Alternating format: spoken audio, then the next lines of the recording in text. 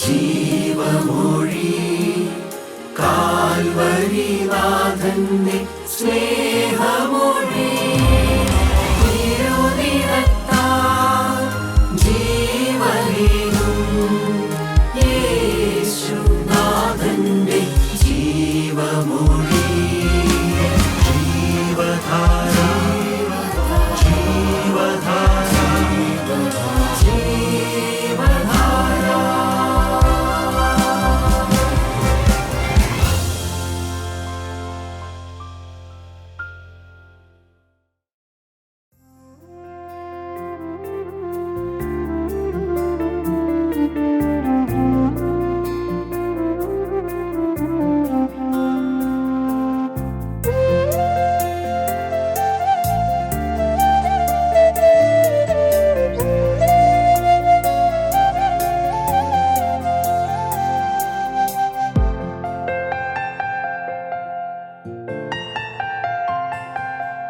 N ഭവനം മനോഹരം എന്താനന്ദം വന്യാതീതം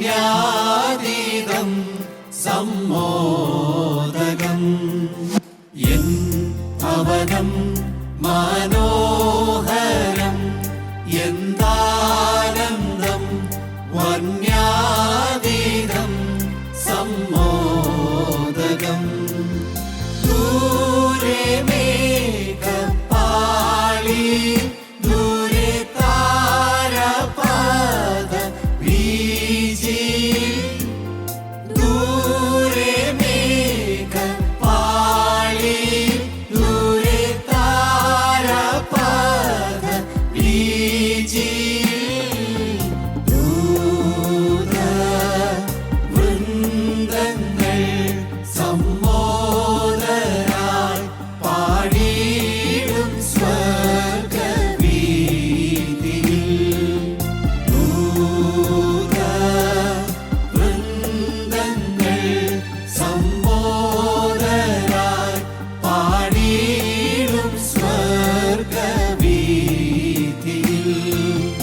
N ഭവനം മനോഹരം എന്താനന്ദം വന്യാതീതം സമ്മോദകം.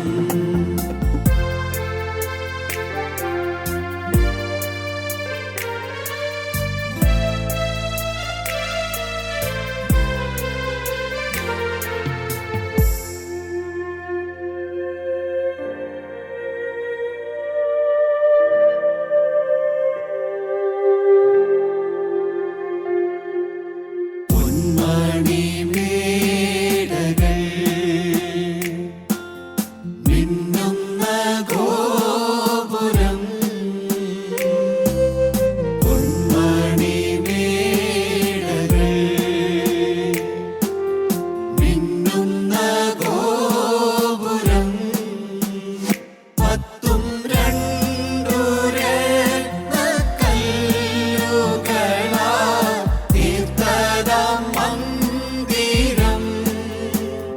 പത്തും രണ്ടു രത്നക്കല്ലുകളാൽ തീർത്തതാം മന്ദിരം.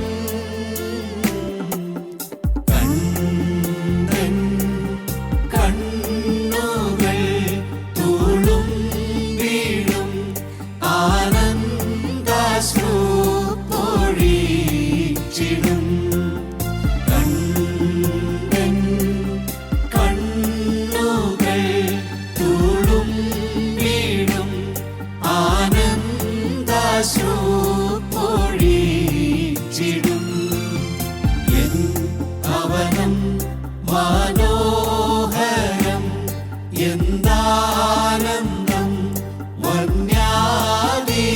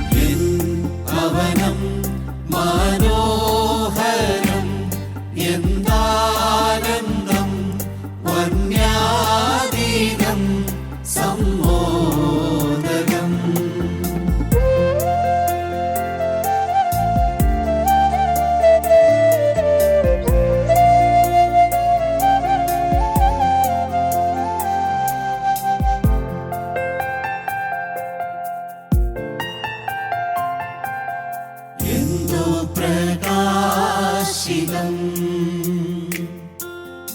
എന്തു പ്രശോഭിതം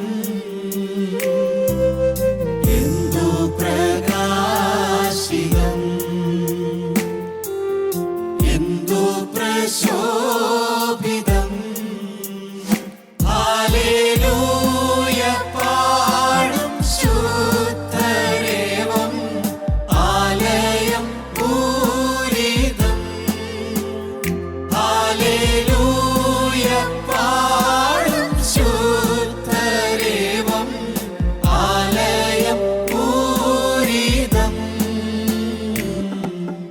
ജ്ഞാനം പാടിടും ആ കൂട്ടത്തിൽ ലയിച്ചിടും യുഗായുഗേ ജ്ഞാനം പാടിടും ആ കൂട്ടത്തിൽ ലയിച്ചിടും യുഗായുഗേ എൻ ഭവനം മനോഹരം എന്താനന്ദം വർണ്യാതീതം സമ്മോദകം എൻ ഭവനം മനോഹരം എന്താനന്ദം വർണ്യാതീതം സമ്മോദകം ദൂരെ മേഘപാളി ദൂരെ താരപഥ വീജിയിൽ ദൂരെ മേഘപാളി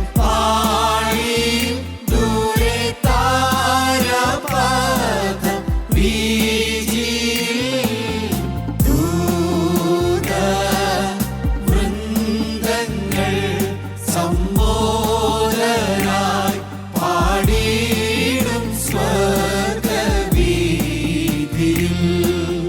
ദൂത വൃന്ദങ്ങൾ സമ്മോദരായി പാടിയിടും സ്വർഗവീഥിയിൽ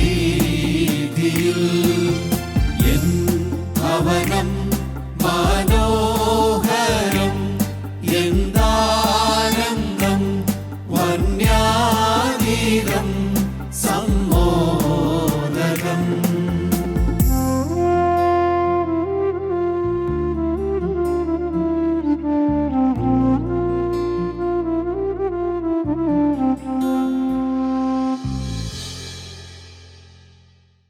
ദൈവനാമം മഹത്വപ്പെടുമാറാകട്ടെ.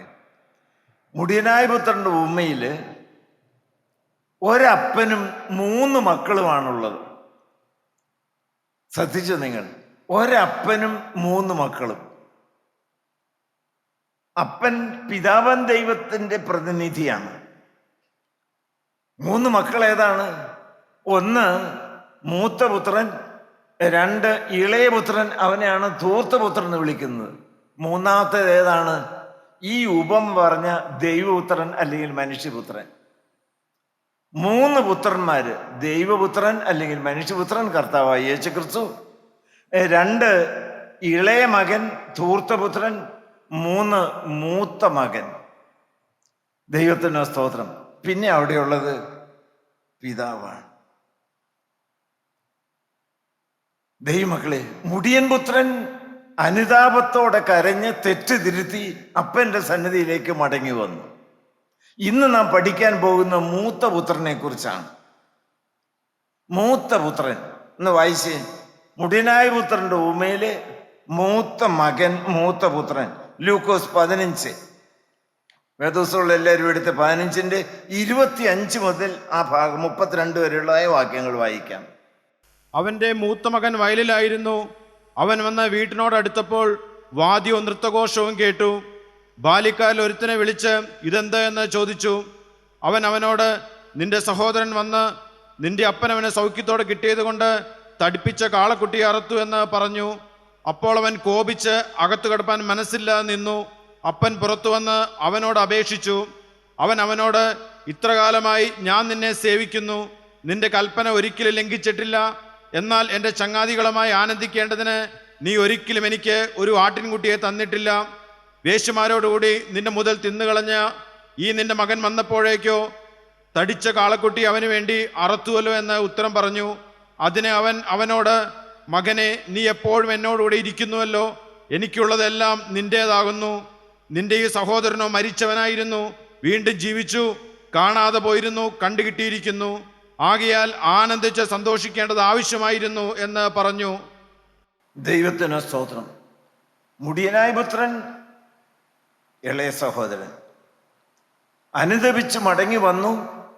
അപ്പൻ ആലിംഗനം ചെയ്തു, സന്തോഷത്തോടെ സ്വീകരിച്ചു, വലിയ സൽക്കാരം ഒരുക്കി, പുതിയ ഉടുപ്പ് കൊടുത്തു, ചെരുപ്പ് കൊടുത്തു, മോതിരം കൊടുത്തു. വീടടക്കം ആനന്ദിച്ചു തുടങ്ങി. ആ വീട്ടിലുള്ള മൂത്ത സഹോദരന് ഇതൊന്നും ഇഷ്ടമായില്ല. ഇളയ മകനെ ഇതുപോലെ ആദരിക്കുന്നതും സൽക്കരിക്കുന്നതും അതിന് വഹിക്കാൻ പറ്റിയില്ല. ഈ ഇളയ മകൻ മടങ്ങി വന്ന ഈ സന്തോഷത്തിൻ്റെ ആ അന്തരീക്ഷം പങ്കുവെക്കാൻ ഒരു മനസ്സ് കാണിച്ചില്ല. അവനപ്പോൾ വെളിയിലാണ് നിൽക്കുന്നത്. സന്തോഷത്തിൻ്റെ പാട്ട് കേട്ടുകൊണ്ടാണ് അവൻ വരുന്നത്. അവൻ വന്ന് വേലക്കാരോട് ചോദിച്ചു, ഇവിടെ എന്താ വലിയ നൃത്തഘോഷവും ആനന്ദവുമൊക്കെ?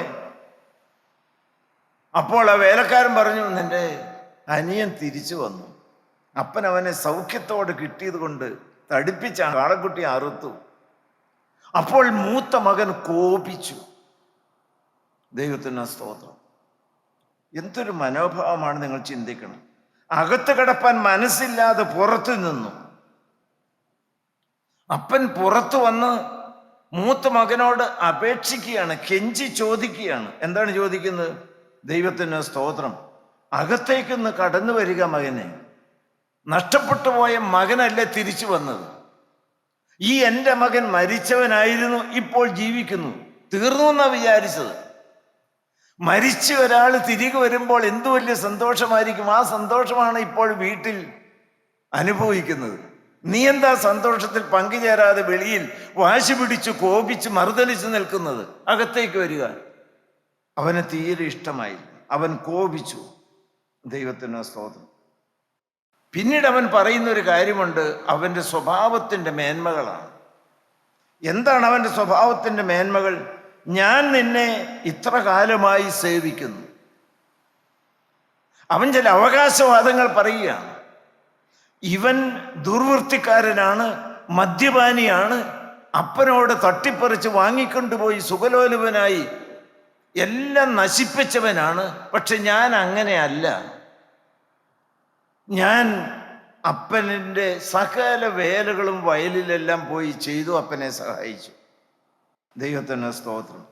മാത്രമല്ല, നീ പറഞ്ഞ ഒരു വാക്കുപോലും ഞാൻ ലംഘിച്ചിട്ടില്ല. ഇന്നത് ചെയ്യുക എന്ന് പറഞ്ഞാൽ അത് അന്നേരം ഞാൻ ചെയ്തിട്ടുണ്ട്. നിന്നെ സേവിച്ചു, നിന്റെ കൽപ്പന ഒരിക്കലും ലംഘിച്ചിട്ടില്ല. അവൻ അവകാശവാദം പറഞ്ഞുകൊണ്ടാണ് വരുന്നത്. വേറൊരു കാര്യം പറയുന്നുണ്ട്, ചങ്ങാതിമാരുമായി തിന്നു കുടിച്ച് രസിച്ച് നടന്നതായ ഇവനെ പോലെ ഞാൻ അഴിഞ്ഞാടി നടന്നിട്ടില്ല. നിങ്ങൾ മനസ്സിലാക്കണം, ലോകപ്രകാരം നോക്കിയാൽ നല്ല സ്വഭാവ മേന്മയുള്ളവനാണ് ഈ മൂത്ത സഹോദരൻ. അപ്പൻ്റെ സകല വേലകളും ചെയ്ത് സഹായിക്കുന്ന മകൻ, അപ്പൻ പറയുന്നു അതേപടി അനുസരിക്കുന്ന മകൻ, വൃത്തികെട്ടതായ ഒരു പാപത്തിനും പുറമേ പോയി സ്വയം ചീത്തയാക്കാത്തായ ഒരു മകൻ. ദൈവത്തിന് സ്തോത്രം. ദൈവത്തിന് സ്തോത്രം. ദൈവമക്കളെ, ഒരു സെൽഫ് റൈറ്റിയസ് മാൻ, വേദപുസ്തകത്തിൽ അതിന് പറയുന്നത് ഒരു പരീശനാണ്. നിങ്ങൾ വളരെ കരുതലോടെ ഒന്ന് മനസ്സിലാക്കേണ്ട കാര്യമാണ്. ഇവൻ പ്രകടമായ ഒരു തെറ്റിലേക്കും പോകാതെ മര്യാദക്കാരനായി അപ്പൻ്റെ അനുസരണത്തിൽ ജീവിക്കുന്ന സമയത്തും അവൻ്റെ പ്രകൃതി ഒട്ടും നല്ലതായിരുന്നില്ല. ദൈവം നോക്കുന്ന പുറമേയല്ല. വേദപുസ്തകത്തിൽ പറയും, മനുഷ്യൻ പുറമേയുള്ളതിനെ നോക്കുന്നു, യഹോവയോ ഹൃദയങ്ങളെ നോക്കുന്നു. നിങ്ങൾക്ക് ഏകദേശം അവൻ്റെ പ്രകൃതി ഒന്ന് അളക്കാനായിട്ട് സാധിക്കും. സ്വന്തം മകനല്ലേ, ഒരമ്മ പെറ്റതായ ഇളയ സഹോദരനല്ലേ. നാളുകളായി നഷ്ടപ്പെട്ടു പോയി, ചത്തുപോയി എന്ന് വിചാരിച്ച വ്യക്തി തിരിച്ചു വന്നപ്പോൾ സന്തോഷിക്കുന്നില്ല എന്ന് മാത്രമല്ല, അസൂയപ്പെട്ട് കോപിക്കുന്നതായ പ്രകൃതിയുള്ള നല്ല മനുഷ്യൻ. ദൈവമക്കളെ, നമ്മുടെ കൂട്ടായ്മയിലും ധാരാളം പേരുടെ നിങ്ങളുടെ ഇടയിലുമുണ്ട്. ദൈവമക്കളോട് എനിക്ക് വളരെ ഊന്നി പറയുവാനുള്ളതായ ഒരു കാര്യമുണ്ട്. കർത്താവായ യേശുക്രിസ്തു വളരെ വ്യക്തമായിട്ട് പറഞ്ഞു, നിങ്ങൾ അനേകരും വെള്ള തേച്ച ശവക്കല്ലറകളാണ്. അതിമനോഹരമായി ഒരു ശവക്കല്ലറ, ശവമടക്കി കല്ലറ നന്നായിട്ട് മനോഹരമായി പണിതു, നല്ല ഭംഗിയായിട്ട് വെള്ള പൂശി, നോക്കിയാൽ നല്ല മനോഹരമാണ്, വെളുത്തതാണ്. അകത്ത് മുഴുവൻ ചീഞ്ഞഴുകി ദുർഗന്ധം വമിക്കുന്നതായ ശവം. മനുഷ്യജീവിതത്തിൻ്റെ അന്തരംഗത്തിലേക്കാണ് നല്ലവനായിരിക്കുന്ന ദൈവത്തിൻ്റെ ചുഴിഞ്ഞിറങ്ങുന്ന കണ്ണുകൾ ചെന്ന് പതിക്കുന്നത്. ലോകപ്രകാരം നോക്കിയാൽ സാമാന്യ മര്യാദക്കാരനായി ഞാൻ ജീവിച്ചു. എൻ്റെ കാര്യം ഞാൻ പറയുന്നു. ഞാൻ എൻ്റെ അച്ഛൻ്റെ മകനാണ്. ഒരു പള്ളിയോട് അതുപോലെ ചേർന്ന് നടന്നു. സൺഡേ സ്കൂൾ പഠിച്ചു, സൺഡേ സ്കൂളിൽ പഠിപ്പിച്ചു, പിന്നീട് സുവിശേഷ വേലയിലേക്കായി വളരെ നല്ല കൊച്ചനായിട്ട് ജീവിച്ചു. പഠിച്ച കാലത്തും അതെ, പഠിപ്പിച്ച കാലത്തും അതെ, ചീത്തപ്പേരൊന്നും പ്രകടമായി കേൾപ്പിച്ചില്ല. ദൈവത്തിന് സ്തോത്രം. എന്നാൽ ദൈവമക്കളെ, ഇവിടെ ഇരിക്കുന്ന ആരെക്കാളും എൻ്റെ അന്തരംഗം ചീഞ്ഞഴിഞ്ഞതായിരുന്നു, ദുർഗന്ധം വമിക്കുന്നതായിരുന്നു. ഞാൻ കൂടുതലൊന്നും പറയുന്നില്ല. ഞാൻ വിജയിച്ച ഒരേ ഒരു രംഗമുണ്ട്, ഏതാണെന്നറിയാമോ? അഭിനയിക്കുക, നല്ലവണ്ണം ചമയുക. ഹല്ലേലൂയ, ദൈവത്തിന് സ്തോത്രം, ദൈവത്തിന് സ്തോത്രം. പക്ഷെ നിങ്ങളുടെ മുമ്പിലോ കൂട്ടായ്മക്കാരുടെ മുമ്പിലോ എനിക്ക് വിളങ്ങാം. പക്ഷേ ഹൃദയ രഹസ്യങ്ങൾ അറിയുന്ന അഗ്നിജ്വാലക്കൊത്ത കണ്ണുള്ള തേജോമയനായ ദൈവത്തിൻ്റെ എല്ലാം അറിയുന്ന കണ്ണിൻ്റെ മുൻപിൽ ഞാൻ എന്ത് ചെയ്യും? ദൈവത്തിന് സ്തോത്രം. അപ്പൻ്റെ അപേക്ഷ പോലും അനുസരിക്കാത്ത അഹങ്കാരിയാണ് ഒരപ്പൻ. സ്വന്തം മകനോട് പുറത്തു വന്ന്, നീ അകത്തേക്ക് വരിക മകനെ, എൻ്റെ സന്തോഷത്തിൽ നീ പങ്കാളികളാകുക, എന്നെ കിട്ടുകയില്ല. ദൈവത്തിന് സ്തോത്രം. ദൈവമക്കളെ, അവൻ്റെ ഹൃദയം ഒട്ടും നല്ലതായിരുന്നില്ല. തികഞ്ഞ അസൂയയും കോപവുമായിരുന്നു. ഈ വൃത്തികെട്ടവൻ മടങ്ങി വന്നപ്പോൾ എന്തിനാണ് അവനെ ആദരിക്കുന്നത്?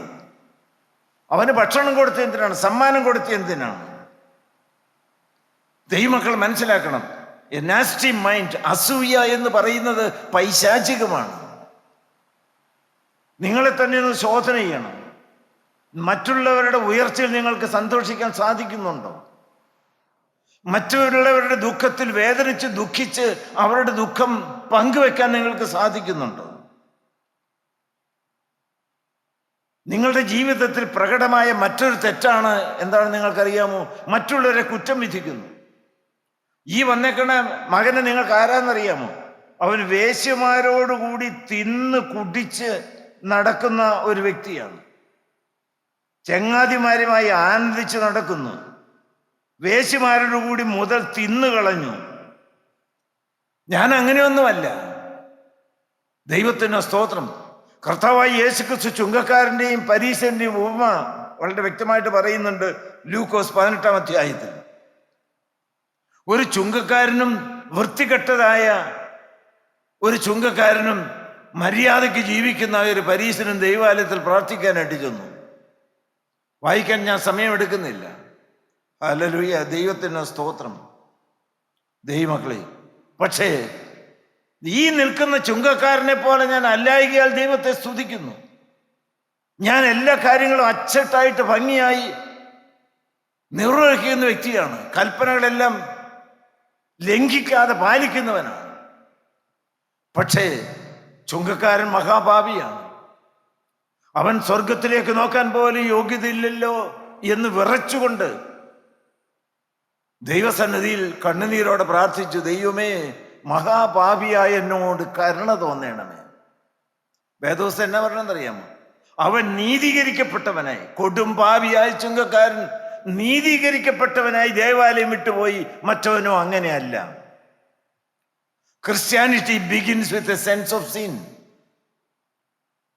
ഒരിക്കലും നല്ല വെള്ളം ചമയരുത്. നിങ്ങളുടെ അകത്തെ മനുഷ്യൻ എങ്ങനെയുണ്ട് നിങ്ങൾ ചിന്തിക്കണം. പുറമെ വേശ്യാവൃത്തിക്ക് പോകുന്നില്ലെങ്കിലും അകം ലൈംഗികമായ രസത്തിലും സുഖത്തിലും കണ്ണുകൊണ്ട് കണ്ടതെല്ലാം ഇങ്ങനെ മനോദർപ്പണത്തിൽ വരച്ച് സൂഹിക്കുകയല്ലേ. കർത്താവായ യേശുക്രിസ്തു പറഞ്ഞ് സ്ത്രീയെ മോഹത്തോടെ നോക്കുന്നവൻ വ്യഭിചാരം ചെയ്തു പോയി. വ്യഭിചാരത്തിന് തുല്യമായ പാപം ചെയ്തു എന്നല്ല പറഞ്ഞു, വ്യഭിചാരം ചെയ്തു പോയി. ഞാൻ പറയുന്ന വാക്ക് നിങ്ങൾ ശ്രദ്ധ വെച്ച് കേൾക്കണം. ഒരു ദൈവവൈതലിന്റെ ജീവിതത്തിൽ വ്യഭിചാരം ചെയ്യുന്ന അവയവം കണ്ണാണ്, ഹൃദയമാണ്. മോഹത്തോടെ നോക്കി രസിക്കുന്നതായ പ്രകൃതിയില്ലേ. പ്രകടമായ വേശ്യാവൃത്തിക്ക് പോകാത്തവർ കാണും. പക്ഷെ എന്തെല്ലാം വൃത്തികെട്ട ലൈംഗികമായ മോഹങ്ങൾ രാത്രിയിൽ വെച്ച് പൂജിക്കുന്നു.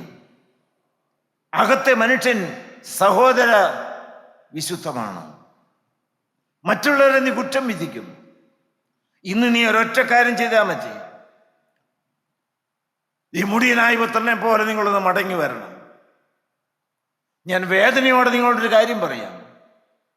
ഈ ഉപമ അവസാനിക്കുന്ന സമയത്ത് അപ്പൻ വന്ന് കെഞ്ചി പറയുന്നുണ്ട്, ദൈവത്തിന് സ്തോത്രം, ഒന്ന് അകത്തേക്ക് വരിക എന്ന് പറഞ്ഞ് മൂത്ത സഹോദരനെ വിളിക്കുന്നുണ്ട്. അവൻ വന്നില്ല.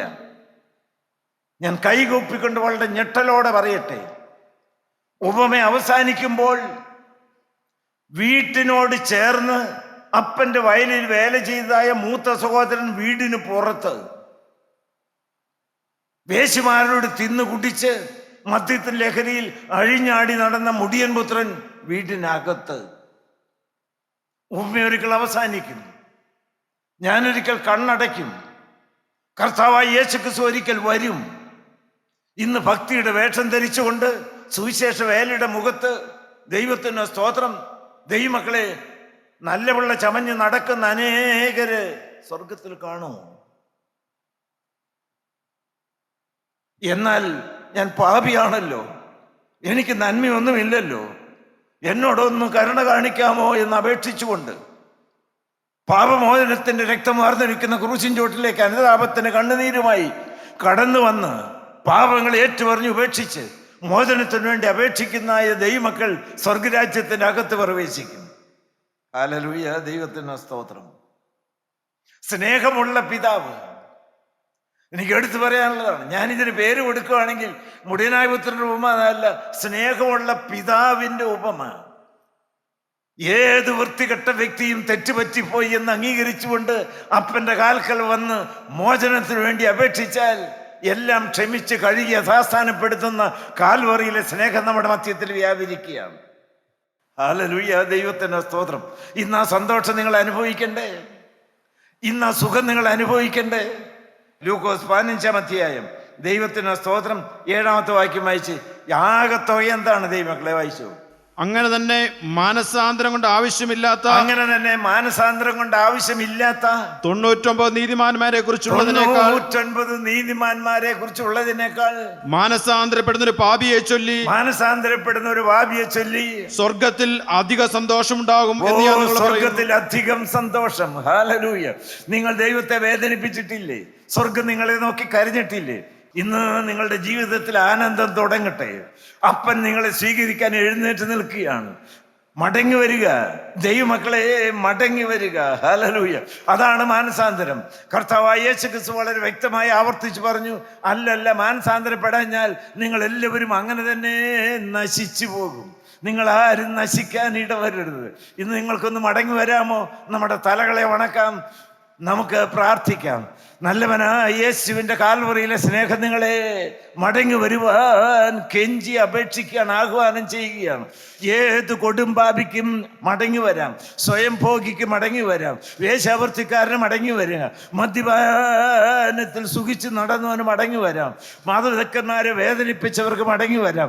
ഇന്ന് മടങ്ങി വരവിൻ്റെ ദിവസമാകട്ടെ. നിങ്ങളോട് പാപമൊന്നും പ്രത്യേകിച്ച് ചോദിക്കുന്നില്ല. തെറ്റുപറ്റിപ്പോയി അപ്പാ എന്ന് പറഞ്ഞൊന്ന് മടങ്ങി വരാമോ? മടങ്ങി വന്നാൽ അപ്പൻ സ്വീകരിക്കും. ആരെല്ലാം കൊണ്ട് മടങ്ങി വരുവാൻ? ഞാൻ പറയുകയാണ്, ഞാനുണ്ട് കർത്താവേ. ഇന്ന് എൻ്റെ യഥാസ്ഥാനപ്പെടുന്ന ദിവസമാക്കി മാറ്റണം. അനുഗ്രഹിക്കണമേ, വാഴ്ത്തണമേ, യഥാസ്ഥാനപ്പെടുത്തണമേ, പാപക്കറകൾ കഴുകണമേ, ജീവന്റെ പുസ്തകത്തിൽ പേരെഴുതണമേ, രണ്ടാമത്തെ വരവിന് വേണ്ടി ഒരുക്കണമേ, മഹത്വം തിരുമേനി മാത്രം എടുക്കണമേ. യേശുവിന്റെ നാമത്തിൽ അപേക്ഷിക്കുന്നു, കേൾക്കണമേ. ആമീൻ. ഹല്ലേലൂയ.